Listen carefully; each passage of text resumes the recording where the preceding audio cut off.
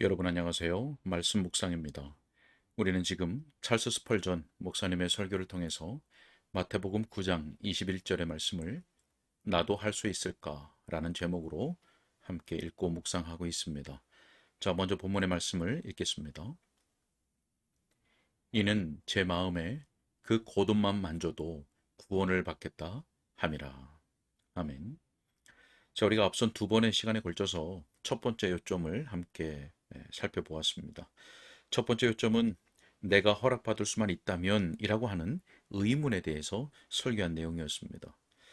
자, 이 문제에 대해서 죄범한 영혼이 그리스도께 나오는 것을 금하는 말씀이 전혀 없고 또 주님의 성품 자체가 우리로 하여금 죄인으로 하여금 그러한 의심을 허용하지 않는다라는 것을 우리가 보았습니다. 더 나아가서 그리스도께는 구원하기에 충분한 능력이 있으시기 때문에 죄인이 나오는 것을 주님은 기뻐하실 뿐만 아니라 주님께로 나아가는 것은 그 주님을 높이게 되는 일이고 또 모든 사람은 와서 그리스도를 자신의 구주로 받으라고 하는 초청을 받고 있다고 하는 말씀이었습니다. 자, 그렇기 때문에 결국 나도 할 수 있을까라고 생각하지 말고 즉시 나와 죄를 고백하고 용서받은 사람으로서 감사의 삶을 살라고 하는 권면의 말씀이었습니다. 자, 오늘은 우리가 두 번째 요점의 말씀을 우리가 함께 읽고 묵상하도록 하겠습니다. 자, 두 번째 요점으로 그러나 어떤 사람들의 마음속에는 여전히 동등하게 괴로운 질문, 즉 그러나 내가 할 수 있을까? 내가 할 수 있음을 내가 알고 있다. 그러나 정말 내가 할 수 있을까? 라는 의문이 일어납니다. 이 여자는 수많은 사람들이 밀치는 모습을 보면서 내가 그의 옷가를 만질 수 있다면 온전히 나을 텐데, 그러나 내가 그에게까지 당도할 수 있을까? 나같이 연약한 사람이 군중 틈을 비집고 들어가 그를 만질 수 있을까? 라고 말했을 수도 있습니다. 그러나 저는 그 질문에 대해서 대답하려고 합니다. 그리스도를 믿을 뜻을 세우는 것은 믿음 자체만큼 은혜의 역사에 속한 것입니다. 뜻이 주어지면 강한 소원이 주어집니다. 그럴 때에 상당한 은혜를 받게 됩니다. 그것을 받고 나서 믿을 능력이 생기는 것입니다. 간음을 행할 뜻을 가지게 되면 간음 자체로 여겨진다고 성경이 말하는 것을 여러분은 모르십니까? 이미 마음으로 그 여자와 간음을 행하였도다. 자, 여러분, 만일 부정한 생각 자체나 부정한 일에 대한 뜻을 세우는 것이 그것을 행한 것과 똑같다면 믿을 마음과 소원을 가지는 것이 그 자체로 주요한 믿음의 부분을 가지는 것입니다. 저는 그것이 다라고 말씀드리는 것이 아닙니다. 다만 하나님의 능력이 사람으로 하여금 믿을 뜻을 갖게 하였다면 이미 큰 일이 이루어진 셈이요.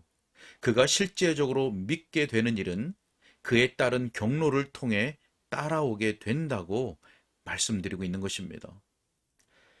믿을 온전한 마음을 가지는 것이 믿는 일의 10분의 9에 해당합니다. 사람이 일단 죽으면 가장 큰 어려움은 그 사람을 살리는 것입니다.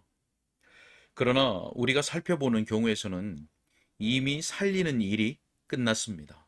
왜냐하면 그 사람은 뜻을 세울 정도로 살아있기 때문입니다. 그는 믿을 뜻을 세우고 있습니다. 믿기를 갈망하고 있습니다. 믿고 싶어 합니다. 그를 위해서 얼마나 놀라운 일이 이미 많이 행해졌는지요. 죽은 자 가운데서 살아나는 것은 어떤 생명의 행동을 수행하는 것보다 위대한 일입니다. 자, 이미 저는 그리스도를 향하여 갈증과 갈망을 가지고 기울어지는 여러분 속에 생명의 호흡에 속한 무엇인가가 있음을 발견합니다.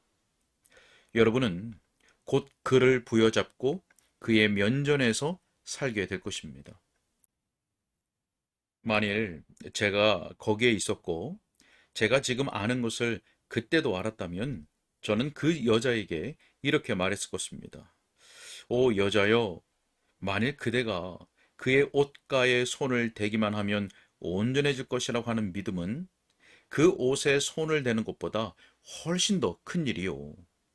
그것이 현재로는 아직 적용되지 않은 상태지만 그것은 더 독특한 은혜의 산물입니다. 그대 안에는 이미 은혜의 더 큰 역사가 일어났습니다. 수많은 사람들이 군중 틈에서 예수님의 옷을 스치고 지나갔습니다. 그러나 하나님께서 그 예수님의 옷을 만짐으로 온전하게 하실 것이라는 믿음의 역사를 행한 사람은 당신뿐입니다. 나는 그와 같은 믿음에 대해서 이렇게 말할 수 있습니다. 혈과 육이 그것을 그대에게 밝혀준 것이 아니요. 만일 그대가 그러한 조건에 있다면 이미 그대 속에서는 매우 위대한 일이 행해진 것입니다. 그대는 거룩한 의복을 만질 가능성을 전혀 의심할 필요가 없습니다. 자, 여러분, 그러나 이 점을 또한 주목하십시오. 그리스도를 믿는 것은 어떤 사람에게도 가장 단순한 행동입니다. 그것은 어린아이의 행동입니다. 실로 금방 은혜 가운데 새로 거듭난 어린아이의 행동이라고 할 수 있습니다. 새로 난 아이는 매우 복잡한 행동을 하지는 못합니다. 우리는 이렇게 말하곤 하죠. 오, 이것은 어린아이 같이 쉬운 일이네. 네, 여러분, 그 말은 그 일이 그렇게 작다는 뜻입니다. 믿음은 어린아이가 하나님의 가족으로 태어나는 순간에 오는 것입니다. 그것은 새로 태어남과 동시적으로 일어나는 것입니다. 그가 거듭났다는 최초의 표지들과 표징들 가운데 하나는 바로 믿음입니다. 그러므로 그것은 매우 단순한 일입니다. 저는 그리스도를 믿는 것이 다른 어느 누구를 믿는 일과 결코 다르지 않다고 말씀드림으로써 그 점을 분명하게 나타내고 싶습니다. 다만 믿음을 누구에게 주느냐, 그 대상만 다른 것입니다. 여러분은 여러분의 어머니를 믿습니다. 똑같은 방식으로 하나님의 아들 예수 그리스도를 믿을 수 있습니다. 여러분은 친구를 믿습니다. 여러분이 더 높고 더 선한 친구를 향하여 똑같은 일을 행해야 합니다. 여러분은 일반적으로 보도되고 일간지에 인쇄된 뉴스를 믿습니다. 성경을 믿고 하나님의 약속을 믿는 것도 바로 그러한 행동인 것입니다. 예수 그리스도를 믿는 것이 다른 어느 누구를 믿는 것보다 훨씬 더 높은 행동인 그 이유는 바로 다음과 같은 사실에 있습니다.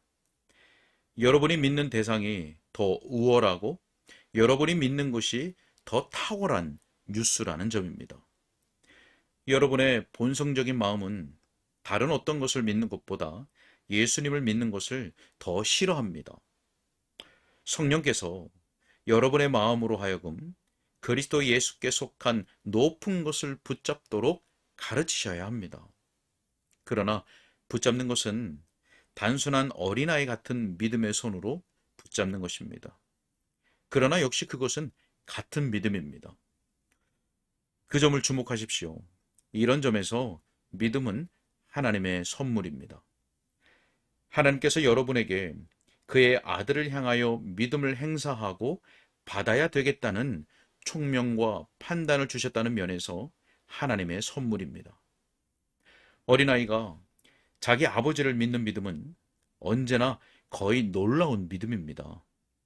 그와 마찬가지로 우리가 예수 그리스도를 위해서 구해야 하는 믿음은 그렇게 놀라운 것입니다.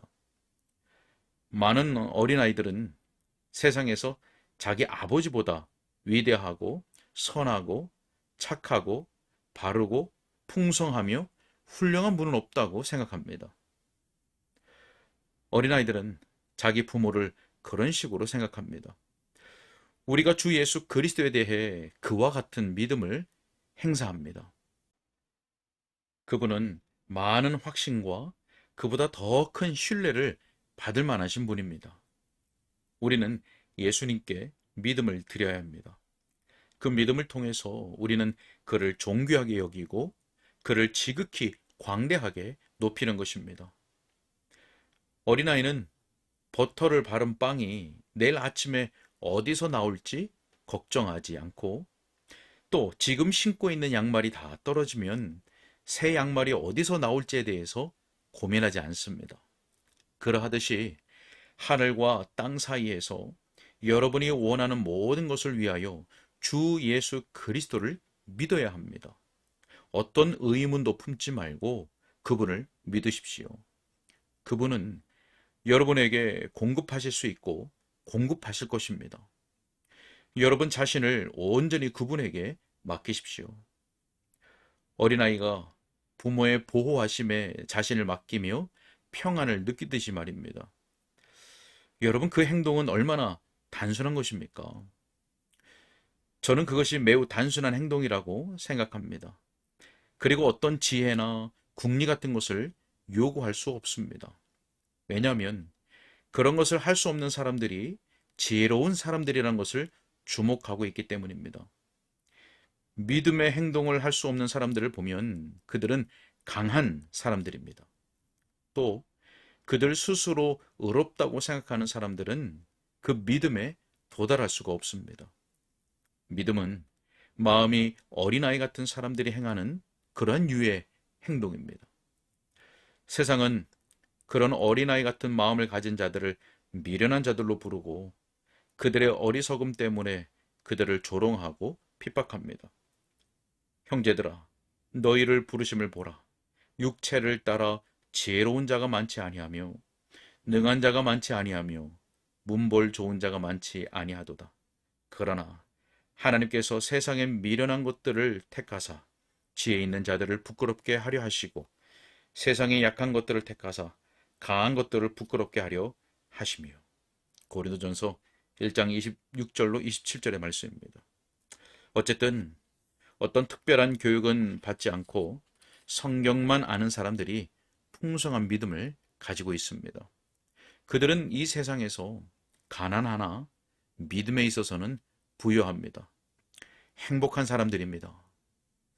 지혜로운 사람들의 지혜는 예수님을 믿는 믿음을 저해합니다. 안타까운 일입니다. 그들은 대학교를 한 군데만 다닌 것이 아닙니다. 육신적인 지혜로 말미암아 대단한 여러 학위들을 받았습니다. 그러나 하나님의 아들 예수 그리스도를 믿을 수는 없습니다. 오 친구요, 믿음이 어렵고 수수께끼 같은 것이라고 생각하지 마십시오. 그렇다면 신학 박사들이나 가지게 될 것입니다. 믿음은 사람의 지성으로 해결할 수 있는 일 가운데 가장 단순한 행위입니다. 제가 이 강단 위에 제 모든 몸무게를 다 실어놓고 있는 것과 같습니다. 강단이 부서져 내리면 저는 떨어질 것입니다. 여러분이 예수 그리스도께 여러분의 모든 무게를 다 맡기십시오. 그것이 바로 믿음입니다. 어린아이가 엄마의 품에서 뇌성병력의 소리를 들어도 별로 관심을 쓰지 아니하고 배가 자초되어도 아무 걱정 없이 안전하게 행복감을 가지고 있습니다. 어린아이는 사랑의 품속에 안식하고 있기 때문입니다. 모든 두려움과 염려가 그를 침범하지 못합니다. 왜냐하면 아래에서 일어나는 모든 것을 잠재우는 참된 마음 때문입니다. 그와 같이 여러분 자신을 온전히 그리스도께 던지십시오. 그것이 바로 여러분이 해야 할 모든 것입니다. 여기까지 읽겠습니다. 죄인된 영혼에게 그리스도를 믿을 뜻이 있다면 그것은 하나님의 은혜의 역사입니다. 뜻을 세웠다는 것은 죽은 자 가운데서 살아났다는 것이기 때문에 곧 그리스도를 부여잡게 될 것입니다. 또한 믿음은 어린아이의 행동과 같습니다. 믿음의 행동은 단순하다는 것입니다. 어떤 지혜나 또 궁리가 필요 없습니다. 지혜로운 사람들의 지혜는 예수님을 믿는 믿음을 저해하지만 오히려 성경만 아는 사람들이 믿음에 있어서 부유합니다. 어린아이가 엄마의 품속에서 안식하듯이 자신을 그리스도께 온전히 맡기는 것, 그것이 믿음이고 우리가 해야 할 모든 것입니다. 자, 여러분, 믿음은 자신을 온전히 그리스도께 맡기는 것이지요. 어린아이가 내일 아침에 먹을 빵이 어디서 나올지, 또 지금 신고 있는 양말이 떨어지면 새 양말이 어디서 나올지 걱정하지 않고 고민하지 않는 것처럼 믿음은 어떤 의문도 품지 않고 자신을 그리스도께 맡기고 자신을 그분께 던지는 것입니다. 이것은 아직 구원의 은혜가 없는 사람이나 이미 구원의 은혜가 있는 자나 동일합니다. 여러분, 오늘 우리는 어린아이가 그의 부모에게 그리하고 있듯이 단순한 믿음의 행위로 그리스도를 의지하고 있습니까? 우리 삼위 하나님의 은혜의 역사로 말미암아서 우리 속에 일어나는 그 모든 두려움과 염려를 잠재우는 믿음 가운데로 나아갈 수 있기를 소원합니다. 함께 기도하겠습니다. 사랑과 은혜가 많으신 아버지 하나님 감사합니다. 하나님, 주의 성령의 역사로 말미암아 우리에게 믿음을 일으켜 주옵소서. 하나님, 우리의 믿음을 강하게 하여 주옵소서. 단순한 믿음으로 주님께 우리 자신을 온전히 맡기고 내어드리는 삶을 살아갈 수 있도록 성령으로 역사하시고 인도하여 주옵소서. 주님께 의탁하옵고 예수님의 이름으로 기도하옵나이다. 아멘.